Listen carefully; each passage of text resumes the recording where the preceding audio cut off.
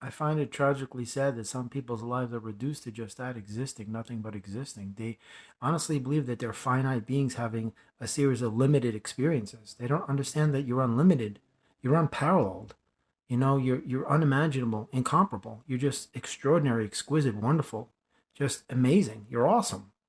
It's just that nobody motivated you to realize these things. So therefore, that's what you carry in your life. Because when you're a kid, you're basically like a blank slate. That's what they write on. The pages of your mind. And that's what you carry. That's what you always refer to as your source of information and your go-to source for data, instructions, guidance, support in times of doubt and uncertainty and difficulties, situations where you can't provide yourself with an answer. So you go to this immediate default setting of negativity. And what do you think it's going to give you? You're an idiot. You're a moron. You're no good. You're stupid. You're a loser. You're a bum. The same old garbage they fed you when you were a kid. You don't have what it takes. You don't have, you don't have the talent and ability. You're not good looking enough. You're not this. You're not that. It's all a lie. Everybody who ever told you that is a freaking liar. It's because that's how they felt about themselves, and they couldn't cope with it they couldn't cope with it on a mature level.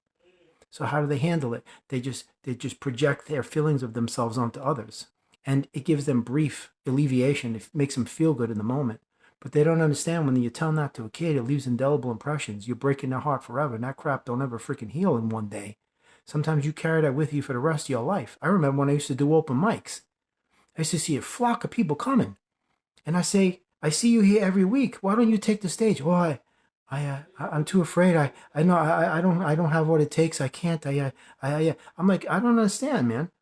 All these excuses you give yourself not to do something, you don't give yourself one reason why you should. What's going on here? So I delve in a little bit deeper, and I'd always find out there was somebody like a family member or something like that somewhere along the line that told them, no, you're stupid. You don't have what it takes. You're an idiot. You're a moron. You'll never amount to anything. And it's that voice in their head that just keeps reverberating and echoing that prevents them from being themselves and paralyzes them from freaking realizing their dreams and expressing their own energies and their own abilities and talents in the world.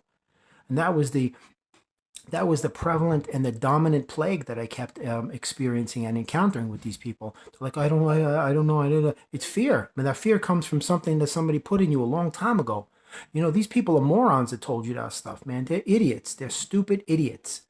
Okay, I'm telling you straight. Anybody who tells a kid that they don't have what it takes and this and that, that's a moron. That's somebody who doesn't have one single active brain cell in their skull. That's an empty skull that comes from. Because these fools and clowns didn't have the freaking common human decency to not talk to a child like that. And unbeknownst to these people, because they're clueless, you're leaving indelible damage on that child. You're permanently damaging them. They carry this stuff with them till their grave. You don't realize how detrimental and toxic that type of vernacular is with a child. And this is the reason why people are so afraid to be themselves, and they'll supply themselves with an infinite amount of excuses why they won't live their dreams, and they won't give themselves one single reason why they should. You need to break away from that paradigm. It's toxic. You got it. Stop listening to the voices of the past, because everybody who ever told you that's a moron. And tell them I said so.